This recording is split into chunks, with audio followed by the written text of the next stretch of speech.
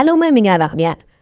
လက်ရှိရှင်နေရကျွန်တော်တို့က VPN ကိုတစ်ခုမဟုတ်တစ်ခုတော့ကျွန်တော်သုံးနေကြရဖြစ်ပါတယ်ဒီအထက်မှာကျွန်တော် Premium version ကိုဝယ်မသုံးချင်တဲ့လူတွေအတွက်ပြီးတော့ခုလက်ရှိ VPN တွေကိုကျွန်တော်တို့တိုင်းဆွဲရမကောင်းကြနဲ့ပြီးတော့ကျွန်ညာရဲ့အများကြီးနဲ့သုံးနေကြတဲ့လူတွေအတွက်ဒီဗီဒီယိုလေးရရေးရထားပါတယ်ပထမဆုံးအနေနဲ့ကျွန်တော်တို့က outline ဆိုတဲ့ VPN လေးကိုအသုံးပြုမှဖြစ်တဲ့အတွက်ကျွန်တော်တို့ဖုန်းထဲမှာ outline VPN လေးရှိနေဘူးလို့အပ်ပါတယ် iOS မှာဖြစ်ဖြစ် Android မှာဖြစ်ဖြစ်ကျွန်တော်တို့ outline VPN ကို Play Store နဲ့ App Store မှာအလွယ်တကူ download ရရှိနိုင်မှာဖြစ်ပါတယ်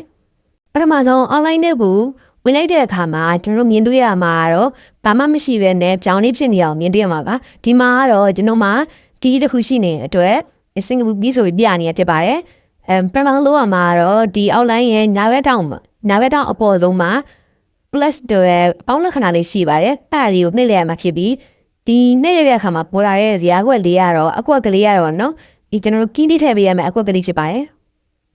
အစောကကျွန်တော်တို့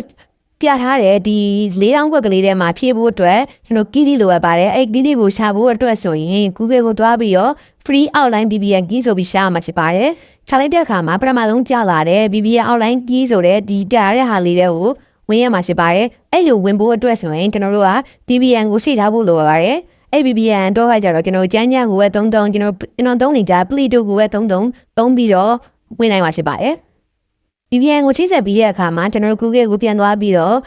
အဲ့အစောက link တွေကိုပြန်ဝင်ရမှာဖြစ်ပါတယ်အဲ့တဲ့ကိုဝင်တဲ့အခါမှာကျွန်တော်တို့ level လေးက online ဆိုတာလေးကိုထပ်ရွေးချယ်ရမှာဖြစ်ပါတယ်အဲ့လိုရွေးချယ်တဲ့အခါမှာနိုင်ငံတွေအများကြီးကြားလာမှာဖြစ်ပါတယ်နိုင်ငံတွေရဲ့အောက်လေးမှာ offline ဆိုတာလေးကိုကျွန်တော်တို့ရွေးချယ်လို့မရပါဘူးသူတို့ကတော့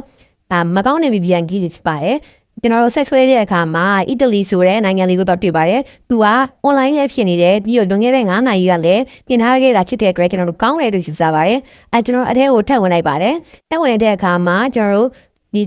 QR code လိုချင်တဲ့လူကလည်း QR code ကိုရရှိနိုင်မှာဖြစ်ပါတယ်တော့ကျွန်တော် copy လေးကိုနှိပ်လိုက်ပါတယ် copy လေးကိုနှိပ်လိုက်ပြီးတဲ့အခါမှာကျွန်တော်ပြန်ထွက်ပြီးတော့ online application တွေကိုပြန်ဝင်ပြီးတော့အစောက၄တောင်းကွက်ကလေးထဲမှာ copy ကူးထားတဲ့ဟာလေးကိုတွားထည့်ပေးနိုင်မှာဖြစ်ပါတယ်တွားထည့်ပြီးရတဲ့ကျွန်တော်တို့connect လုပ်ပြီးတော့စတင်အသုံးပြုနိုင်မှာပဲဖြစ်ပါတယ်